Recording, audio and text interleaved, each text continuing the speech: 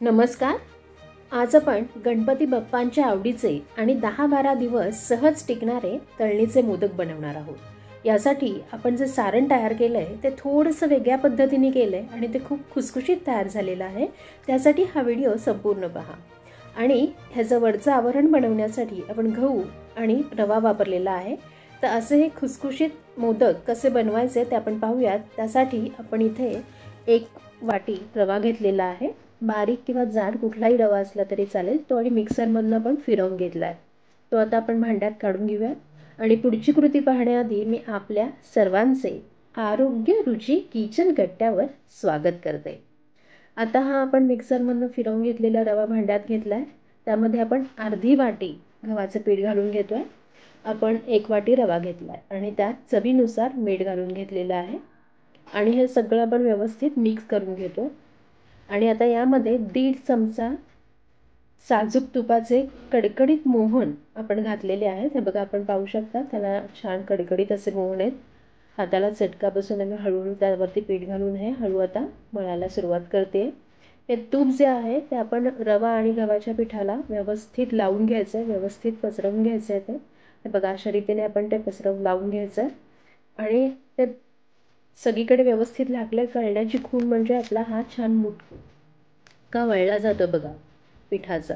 असा मुटका वळायला लागला म्हणजे पीठ छान आपलं सगळीकडे त्याला मोहन लागले. त्याच्यावरती आता मी गार पाणी घालून घेते. तुपाच्याच पळीमध्ये घालून घेतलं म्हणजे आणखी असलेलं तूप पडेल. आणि आजची रेसिपी जर आवडली तर आपल्या चॅनलला सबस्क्राईब करा, म्हणजे नवीन येणाऱ्या रेसिपींचे नोटिफिकेशन सगळ्यात आधी आपल्याला मिळेल. तर अशा रीतीने थोडं थोडं पाणी घालून मी हा कणिक भिजवून घेते. एकदम खूप पाणी नाही घालायचं इथे. हे बघा, खूप पातळही कणिक आपल्याला अजिबात भिजवायची नाही किंवा पुरीला बनवतो तशी घट्टही भिजवायची नाही. त्यामध्ये रवा घातला आहे त्यामुळे रवा भिजायला हवा, म्हणून खूप जास्त घट्टही भिजवायची नाही. हे बघा, अशा रीतीने हा आपला पिठाचा गोळा पण छान बनवलेला आहे. आणि आता हा झाकून आपण साधारणतः अर्धा तासासाठी बाजूला ठेवूया. हे बघा, डब्यामध्ये मी घालून ठेवते. झाकण लावायचं कारण की रवा आहे, सुकला तर ते लाटल्या नाही जाणार. इकडे कढई घेतली आहे, त्यामध्ये 1 वाटी, ज्या वाटीने आपण गव्हाचा रवा घेतला आहे त्याच वाटीने आपण इथे हे सुकं खोबऱ्याचा किस घेतला आहे. खोबऱ्याचा किस लगेच गरम व्हायला लागला, तो छान खुसखुशीत आपल्याला परतून घ्यायचा आहे. त्यामध्ये मी 1-2 चमचे खसखस घालून घेतली आहे, ती पण आपण यामध्ये भाजून घेऊया. खोबरं आता छान तांबूस रंगावर भाजायला लागलं आहे. आता मी गॅस जरा बंद करून टाकला आणि आता ते खोबरं काढून ठेवलं. इकडे आज आपण वेगळ्या पद्धतीने बनवतो आहे. तर त्यामध्ये आपण गूळ वापरणार आहे. गुळाचा पाक तयार करतो आहे आपण. पाक तयार करण्यासाठी इथे मी यामध्ये अजिबात तूप वगैरे घातलेलं नाही बघा. थोडंसं आता यामध्ये आपण पाणी घालून घेऊया, 2-4 चमचे, म्हणजे गुळाचा छान पाक तयार होईल. गुळाचे थोडे खडे आहेत ते वितळायला लागतील हळूहळू. ते वितळून घेऊयात, त्याचा पाक होईल. आणि त्यामध्ये आपण मग ते खोबरं घालणार आहोत. ते खोबरंही आपलं छान गुलाबीसर भाजून घेतलं आहे, त्यामुळे ते खुसखुशीत झालेलं आहे. आणि हा पाकही आपला आता ऑलमोस्ट तयार आहे. हे बघा, आणि त्यामध्ये आता हे आपलं खोबरं आणि खसखस आपण घालून घेतो आहे.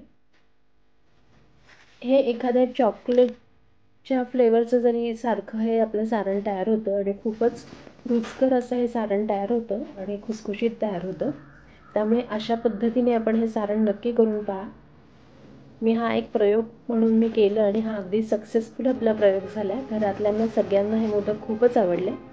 गुळाच्या पाकामध्ये आपलं खोबरं आणि खसखस व्यवस्थित कोट झालेली आहे बघा. अजिबात खोबरं सुकत असल्यामुळे त्याला अजिबात पाणी सुटलेलं नाही आहे, त्यामुळे त्याला असं ते छान कोटिंग तयार झालेलं आहे.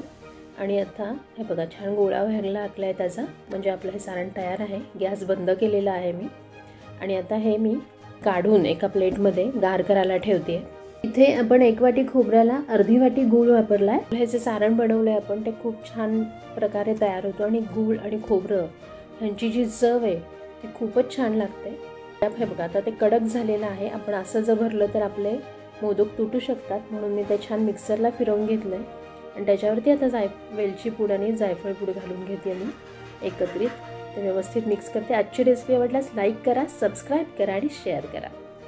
तर हे व्यवस्थित मी मिक्स करून घेतलेलं आहे. आपलं हे असं हे सारण जे तयार आहे खूप खुसखुशीत लागतं आहे, कारण की खोबऱ्यावरती गुळाची जे कोटिंग तयार झालं आणि त्यानंतर आपण ते मिक्सरमधनं फिरवून घेतलं आहे. तर आता हा आपला छान बघा आपण पाहू शकताय खूपच छान आपलं पीठ भिजलेलं आहे व्यवस्थित. पुन्हा एकदा ते व्यवस्थित मळून घ्यायचं आहे. पिठाचे आपण मध्यम आकारात असे गोळे करून घेतोय. आपल्या आवडीनुसार आपण गोळे करून घ्या, पण मध्यम गोळे केले की मध्यम आकाराचा छान मोदक तयार होतो. आणि पीठही आपल्या बघा अजिबात आपल्याला इथं तेल तूप लावायची गरज पडत नाही आहे, हाताला अजिबात चिटकत नाही आहे. अशा रीतीने मी गोळे बनवून घेतले थोडेसे. आणि आता त्याची मी पारी लाटून घेते. एकदम अशी पातळ अशी आपल्याला पारी लाटायची, मध्ये थोडीशी जाड आणि बाजूला आपल्याला ती पातळ करून घ्यायची. आणि पारी पण अगदी व्यवस्थित लाटली जाते पहा आपण. त्याला आपल्याला काही पीठ किंवा तूप लावण्याची गरज नाही. इथं भरपूर असं 1 ते 1.5 चमचा आपण सारण भरलेलं आहे.